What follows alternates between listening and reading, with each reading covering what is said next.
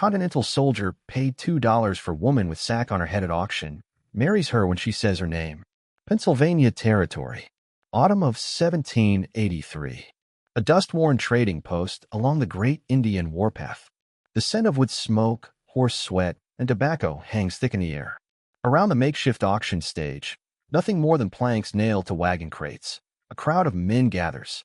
Rough hands, dull eyes, hungry hearts, and hollow souls. The kind of place where even decency forgets to stop. A man with a faded blue waistcoat and tarnished Continental badge slams a wooden gavel onto the post.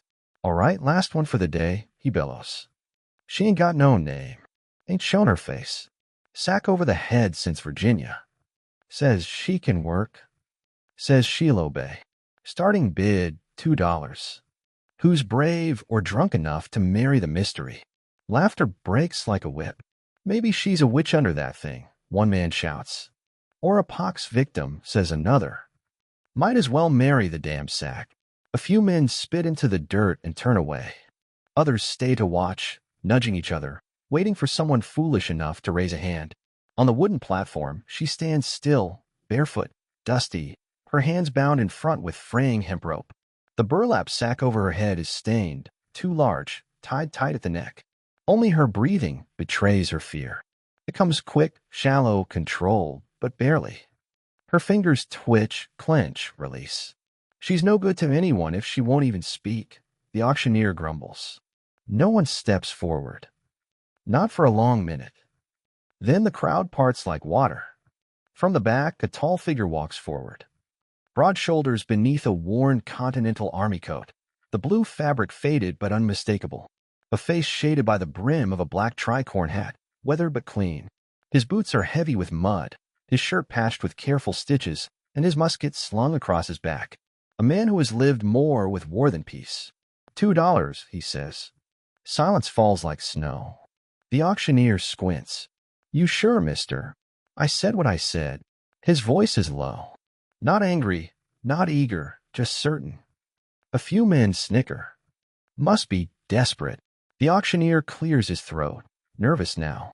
"You do not want to see what you are buying?" The man tilts his head toward the woman, still unmoving beneath the sack. "I ain't buying a face," he says quietly. "I am marrying a person." Even the wind stops. No one laughs this time. "Name," the auctioneer mutters. "Ezra Whitmore." The profession, Continental Army, discharged. The auctioneer scribbles. "Fine. Let it be known that Mr. Ezra Whitmore, veteran of the Continental Army, has entered lawful marital contract under the eyes of God and witness of this court." He shoves the paper toward Ezra, who signs without flinching. Then he turns to the woman. "You're now legally wed, miss. Say your name for the record." The sack shifts slightly. No sound at first. Then very softly, so softly one has to lean forward to hear, the voice comes. "Sarah Hartwell." Ezra freezes. The crowd leans in. The auctioneer raises an eyebrow, but says nothing. Ezra's eyes widen, just a flicker. Then they harden again, fixed on the sack, on the voice that now echoes in his mind, 2 winters ago in the snow, in the dark. A voice he never forgot, a name he never heard until now. And suddenly, the forest silence, the bloody snow, the firelight in that frozen cabin. It all rushes back. He steps forward slowly, takes the woman's arm. Not roughly, not urgently, just firmly enough to say, "You are safe now." No one stops them as they walk away. Not a word from the crowd, just the creak of boots over planks and the whisper of a name that still trembles between them. Sarah Hartwell. The forest closed in around them as they walked, the trail narrowing to a thread of broken pine needles and packed earth. The light dimmed beneath the canopy, sun straining through the thick boughs like it too was unsure whether to come closer. Sarah said nothing. The burlap sack still covered her head, drawn tight around her neck, the edges fluttering in the evening breeze. Once the wind caught it enough to tug sideways, she reached up instantly, adjusting it with both hands, keeping her face hidden. Ezra Whitmore walked several paces ahead, leading the old mule that carried the few supplies they had been allowed from the trading post. He did not turn around, nor try to speak. He simply kept to the trail, every so often glancing toward the trees, as if listening for more than wind. The silence between them was not awkward. It was a silence carved from different kinds of survival. They reached the cabin before dusk. It was built from dark pine, not large, but tight, strong, clean, set against a rise of earth that blocked the worst of the north wind. There was a stone chimney, a stack of split wood beside the door, and a rusted horseshoe nailed above the frame. Ezra reached the door, pushed it open with a creak, then stepped aside. "You pick where you stand," he said quietly. "No one's going to place you anymore." Sarah stepped in slowly. Her movements were cautious but not weak. She did not remove the sack. Her steps made almost no sound across the smooth wooden floor. She did not sit at the table. She crouched against the far wall, back to the room, hands resting on her knees, silent. Ezra stepped in behind her, placed a bundle of firewood near the hearth, and began to work at the stove. No questions, no commands, only the occasional sound of iron shifting or water boiling. The scent came slowly, warm, thick, real. Something with spice, a hint of sage, the salt of preserved meat. He worked in rhythm, as if he had done this 1,000 times before. Sarah did not move. When the food was ready, Ezra placed a wooden bowl near her. She flinched slightly, but did not turn. He sat at the table with his own bowl, neither rushing nor staring. After several minutes, her voice came muffled but audible. "What is this?" Ezra looked at his bowl, stirred once, and said, "I call it soldier stew. Made it through 2 winters at Valley Forge." A pause, then a quiet sound, almost a breath of a laugh, but stifled, withdrawn. He added, "Used to make it for myself after long marches in enemy territory. Then I started making 2 bowls, even when there was no one to eat the second." She turned her head slightly, enough to glance sideways beneath the hem of the sack. On the chair beside him sat a second bowl, identical, steam rising from it. No one else in the room. Ezra gestured toward it. "I used to set it for my brother after the war, after the British took more than they gave.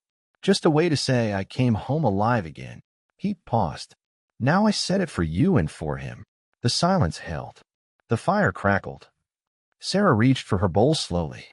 Her hands trembled faintly, but she gripped the spoon and drew it under the sack without removing it.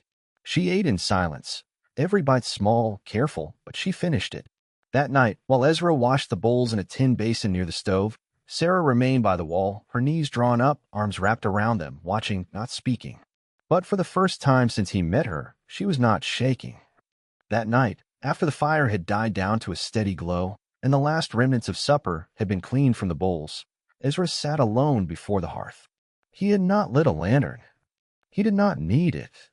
The firelight was enough, casting long shadows that danced along the log walls like silent memories. Outside, the wind moaned through the trees, long, low, and familiar. He leaned forward, elbows on knees, letting the warmth touch his face. But it was not warmth he felt, not entirely. It had been 2 years ago, a winter thicker than any before. The kind of cold that turned pine needles into glass and lungs into fire. The Continental Army had been retreating through Pennsylvania, harried by British patrols, supplies low, morale lower. He had been separated from his unit during a skirmish near Brandywine Creek. Lost in the forest, wounded from musket shot that grazed his shoulder, he had collapsed in a snowbank where no trail existed. By the time the snow covered his back, he had stopped fighting. But then hands, rough, calloused, a pole dragging him. He remembered the pain, the jarring weight of his body moving against rock, then darkness. He awoke to fire, a small cabin hidden behind a curtain of ice-heavy pine boughs. The fire cracked and hissed beside him, and the smell, something earthy, bitter, like boiled pine bark, filled his nostrils. Across from him sat a figure. A woman. Her face was hidden beneath a burlap sack tied carefully, just like the one in the cabin now. She wore layers of patched wool and hide, boots stitched from scraps. Her hands moved with precision as she poured a ladle of steaming liquid into a tin cup. When she spoke, her voice was neither high nor low, only soft, measured, tired. "You do not need to know who I am," she said. "But I am not going to let you die." He had tried to speak, but no words came. "Drink this," she continued. "It is pine bark and wild ginseng. It will help the fever." He remembered the taste. Bitter, but he drank. She had wrapped his shoulder, cleaned the wound with hot water, kept the fire going through the night. He faded in and out, fighting the cold, the pain, and whatever dreams tried to steal him away. When he woke again, morning light blue and cruel, she was gone. Only the fire remained, low and guarded, and beside it, folded neatly, was a square of cloth. Linen, embroidered with small blue flowers stitched in uneven thread, no larger than a palm. A token, or perhaps a message. He kept it, still had it, folded inside his Continental coat pocket. And now, in the cabin behind him, a woman sat with the same voice, the same quiet hands, the same burlap sack over her face, and a name. Sarah Hartwell. He closed his eyes, leaning further into the fire. He did not need proof. He had felt it the moment she had spoken on that auction stage. Not the name, the sound. The woman who had saved him had not wanted to be seen, not wanted to be known. And here she was again, still hidden, still nameless to the world, but not to him. He did not tell her that night. He let the memory live inside him, a silent agreement between past and present. He glanced back toward the small shape huddled near the far wall, sack still on her head, back still turned. The same fear, the same need to disappear. But this time, Ezra thought she was not alone, and that maybe was the start of something that could live beyond snow. The forest held its breath that morning. Mist clung low to the roots, curling around the base of the trees like secrets too shy to rise. A soft wind passed through the needles above, high and slow, as if even it did not want to interrupt. Sarah stepped outside the cabin alone. She moved quietly, arms folded across her middle, and walked toward the tall pine that stood like a sentinel at the edge of the clearing. The sack still covered her head, but her steps no longer wavered. Her spine was straighter now, not proud, but no longer bowed. At the base of the tree she sat. She turned her face slightly to where the early sun cut through the branches. She reached up with trembling hands and loosened the knot behind her neck. The sack slid up just far enough to let her breathe open face to the wind. Her mouth, her nose, a sliver of cheek. It was not defiance. It was a beginning. Ezra saw her from the side yard where he knelt beside a wooden basin, oiling the lock mechanism of his musket. He did not rise, did not call out, but after a moment he spoke low, steady, as if saying it more to the trees than to her. I once got hurt bad, deep winter, got separated from my unit near Brandywine. I should have died out there. His fingers moved over the metal, cleaning. But someone found me, pulled me into a cabin, saved my life. Sarah did not turn. She wore a sack over her head, would not say her name, barely let me see her hands. He paused. But I remember her voice. He turned his head just slightly, not to face her directly, but to let his words carry fuller. Your voice sounds just like hers. There was a stillness, and then a sound, the soft scratch of fabric sliding over skin. He did not move, not even when he felt her eyes on him. When he finally looked up, she was staring straight at him. The sack lay in her lap. Her face was not deformed. It was not monstrous. It was human, but it bore a mark no one could miss. A long curved scar ran from her right temple to just above the line of her jaw. Not fresh, not bleeding, but deep, permanent, as though fingers, cruel and frantic, had tried to claw something from her that would not come free. She met his gaze, no longer hiding, but not proud either. Only bare. Her voice came in a whisper. The British officer who commanded the garrison where I served, he told me I could keep my position if I gave him extra. She swallowed. I said no. He did not like that. She looked down for a breath, then back to Ezra. He came at me with his saber. I fought back, pushed him. He fell. His head hit the stone hearth. She stared past him now, into memory. He died. I ran. Ezra's jaw tightened, but he said nothing. They said I killed him on purpose, that I lured him, that it was all planned.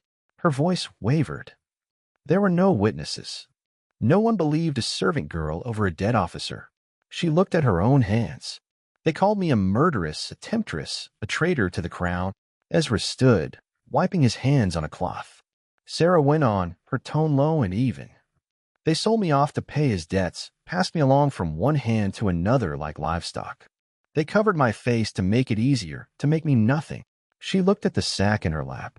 I wore this so people would not look at me like I was poison, so they would not see the scar and decide what I was worth before I even spoke. She looked up at him again, eyes glassy but fierce. I did not ask to be saved. I did not ask to be bought.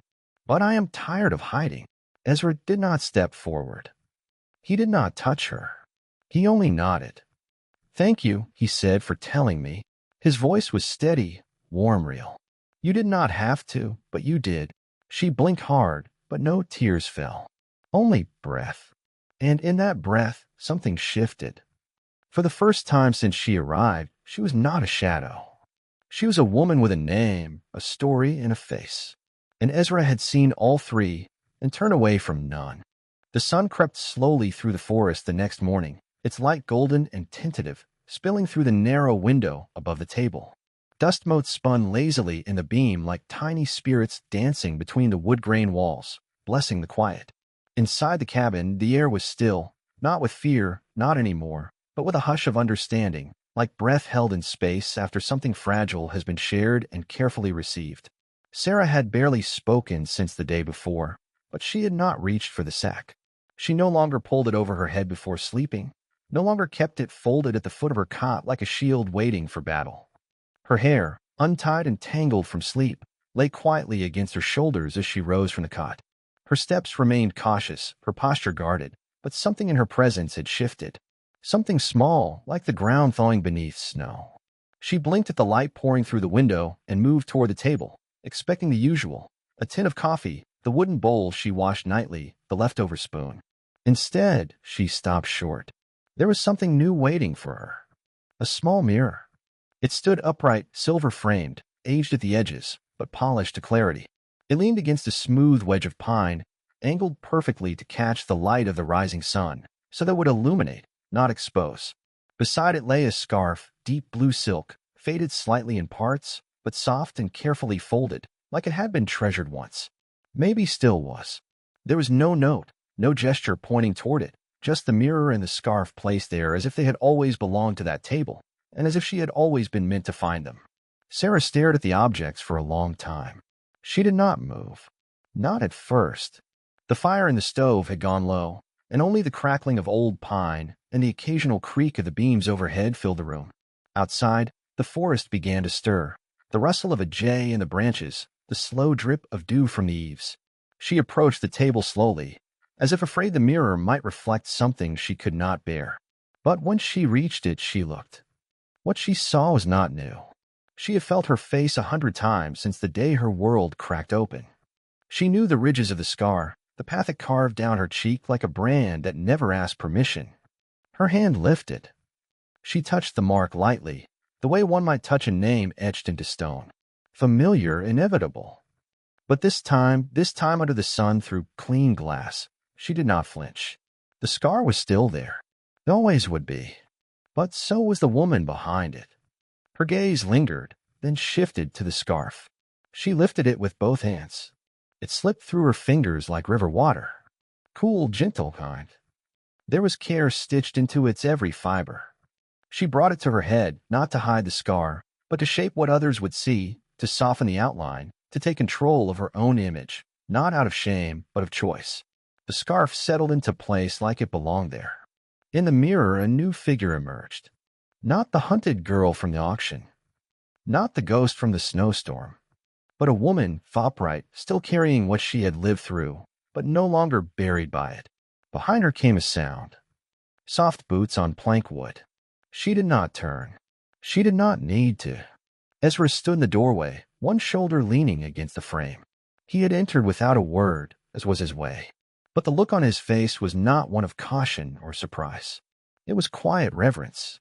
He tilted his chin toward the scarf. "That used to be my mother's," he said, voice steady. She wore it whenever she needed to feel like herself again. Sarah's fingers brushed the silk near her temple. "I thought maybe it would suit you too," he added. She turned slightly toward him, not flinching, not defending. He held her gaze unwavering. Then, with a voice as soft as moss and just as anchoring, he said, "Anyone who tries to make you ashamed of what you lived through is blind. A beat past. And the blind do not get to judge beauty." Her throat tightened.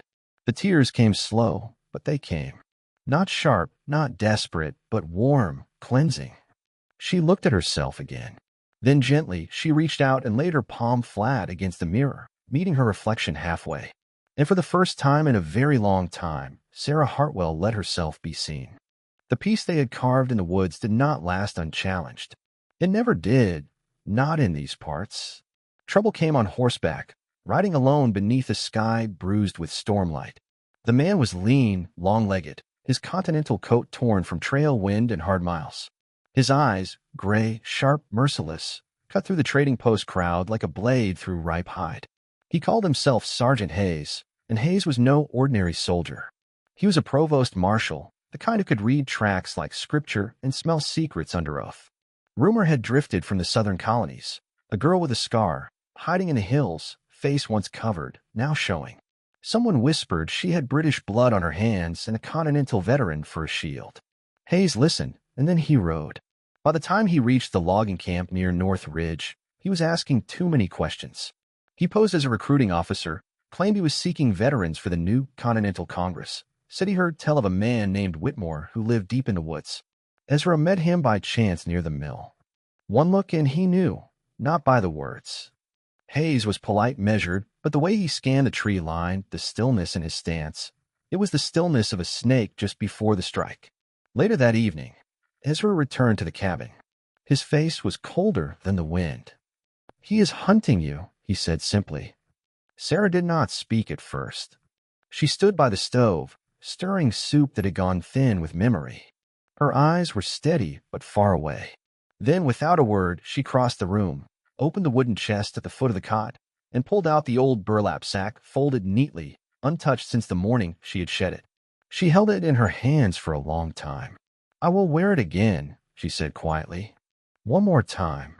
Ezra looked at her. "You do not have to." Her eyes met his. "This time I choose it. Not for shame, for strategy." They laid the plan together that night. Sarah would ride east through the old deer trail, wearing the sack. Hayes would follow. He would not resist a girl alone, scarred and covered, a ghost reborn. Ezra would take the mountain pass, ride cross-country, and meet with the magistrate in town. If the plan worked, Hayes would follow her straight into the trap. And it did. At dawn, with the sky barely blushing, Sarah mounted Ezra's second horse and rode out, sack tight over her head, heart hammering.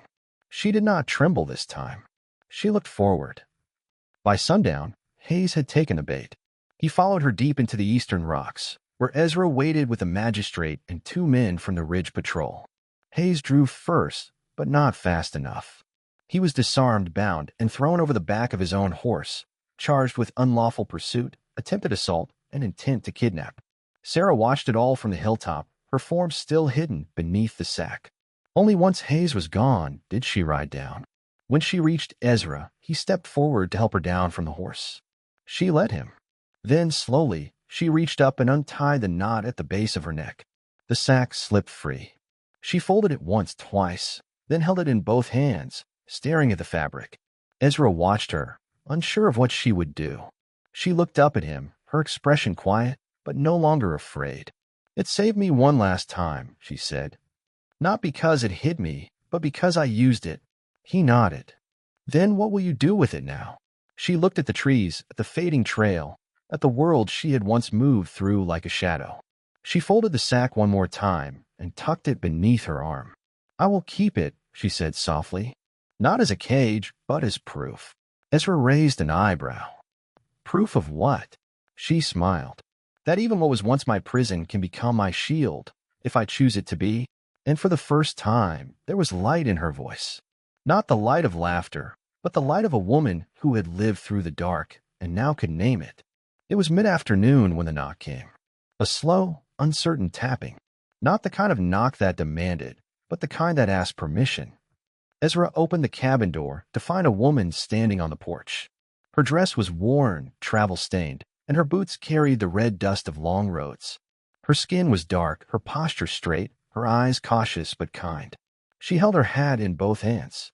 "Name's Ruth," she said. "Ruth Mason. I used to work at the King's Head Tavern. Kitchen help. Cook mostly." Behind Ezra, Sarah stepped into the doorway. She froze when she saw the woman. Ruth took a step back, then stopped herself. "I heard you were up this way," she said quietly, "and I figured it was time I stopped being a coward." The wind rustled through the pines as silence stretched between them. "I saw what happened that night," Ruth said. "Saw him drag you into that back room. Heard you scream. Heard the crash. But I did not speak up. I needed the job.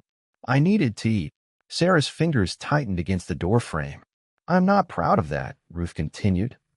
But I can make it right now, if you will let me. Later, over tea at the table, Ruth recounted everything, details only someone who had truly been there could know. She described the bruises, the blood, the silence that followed. I should have said it back then, she whispered. But I will say it now. You were telling the truth. With Ezra's help, they wrote it all down. Ruth signed the affidavit in strong, careful penmanship. The letter was sealed and sent to the nearest colonial magistrate by horseback courier. Weeks passed. The forest grew greener. The sky turned warmer. Then one morning, the magistrate's clerk rode up with a single envelope in hand. Ezra opened it on the porch, read it twice before walking it inside. Sarah took it in her hands. The words were few. Charges against Sarah Hartwell dropped. Case closed. Warrant rescinded. She read them again and again. Then she walked outside, past the firewood pile, past the horses, and down to the tree line. She found the old pine, the one where she had first uncovered her face. She sat at its base, running her fingers through the moss, breathing. She did not cry. She did not laugh. She just closed her eyes. And in a voice barely more than breath, she said, "For the first time in my life, I do not have to run." Justice had come, not with trumpets, not with applause, only with truth and the quiet strength of someone who had finally decided to stand beside it. Spring came gently to the ridge. The trees, once bare and brittle, now wore soft buds like promises waiting to bloom. Mist still rolled in at dawn, but it was thinner, lighter, as though even the fog had grown tired of hiding. Birds sang again. The creek moved with purpose. The forest felt forgiving. Ezra had been busy. With spare wood and a quiet kind of care, he built a modest canopy just outside the cabin, near the edge where wildflowers began to claim the grass. It was nothing grand, 4 upright beams, a simple arch draped in linen, but it stood strong like him. They invited only a few. Ruth came, smiling wide in a dress that did not match, but still suited her spirit. The old blacksmith from town brought a bottle of apple brandy. The magistrate's wife carried a basket of cornbread and a bouquet of mountain laurel. They were not many, but they were enough. Inside the cabin, Sarah stood before the small mirror Ezra had left for months ago. Her dress was plain linen, hand-stitched, the color of cream, but it fit her perfectly because she had made it herself with steady fingers and quiet nights. On her head, she wore a veil. It was made from the burlap sack, the same one that had once hidden her shame, her fear, her name. But now it was something else. Ezra had washed it, sun-dried it, and cut it with care. The edges were sewn with white thread, the kind used for mending old linen. And on the corners, embroidered in faint blue, were tiny wildflowers, almost identical to the ones stitched into the handkerchief she had once left behind in the snow. When she stepped out of the cabin, the forest fell still. Ezra stood beneath the wooden arch, hands folded, heart full. He had trimmed his beard, polished his boots, and ironed the only shirt he owned without powder stains.